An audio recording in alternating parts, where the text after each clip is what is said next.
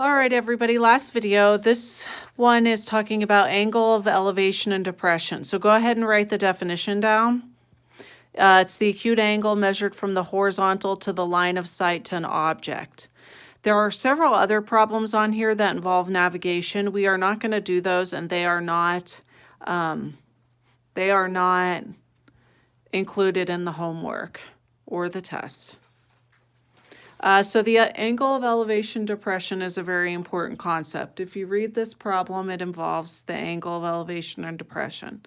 So when you draw this, and I had already drawn it because I did a different video, but you're going to draw a right triangle. It tells you there's a lighthouse and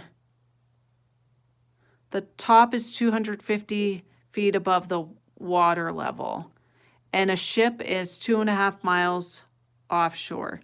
So there's a boat out here, more like that.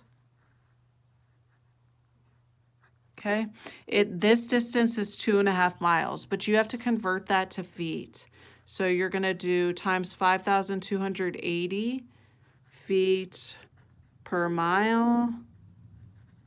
And so you'll do 2.5 times 5,280, and you'll get the number of feet. 13,200. It wants the angle of depression. So angle of depression, angle of elevation, it's always an angle made with the horizontal. It says that right there, from the horizontal to the line of sight. So what they're talking about is they're talking about this angle. Typically what we tell people is the angle of depression will always be outside of the triangle, okay? But if you remember from geometry, these are parallel lines cut by a transversal. So a parallel line, here's a transversal cutting in them. So by that theorem, these two angles will always be congruent. So you're really finding this angle, okay?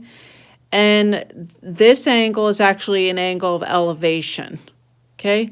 Regardless of whether it's depression or elevation, it always has to have a horizontal line as one of its rays. So horizontal line as one of its rays. Here's the angle. Here's the horizontal line that is one of the rays. Here's the angle. Here's a horizontal line with one of its rays, as one of its rays.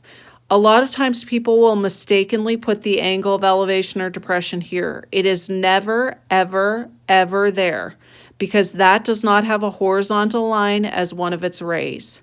Horizontal line. It has to be that thing or this thing, and those are the same. They're congruent. So if I need to find that angle, I know the opposite side and the adjacent side. So remember, when you're finding an angle, you do an inverse trig function. And the inverse trig function you want here is tangent. And the reason why you want tangent is because you know the opposite side and the adjacent side. So the ratio you're going to set up, angle theta equals tan inverse of 250 over 13,200. So on the calculator, you want to be in degree mode because you want your answer in degrees. You get 1.09. And that's your angle of depression. Okay?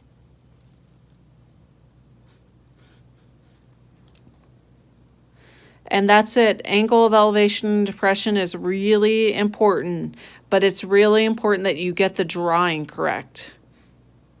Take care, everybody.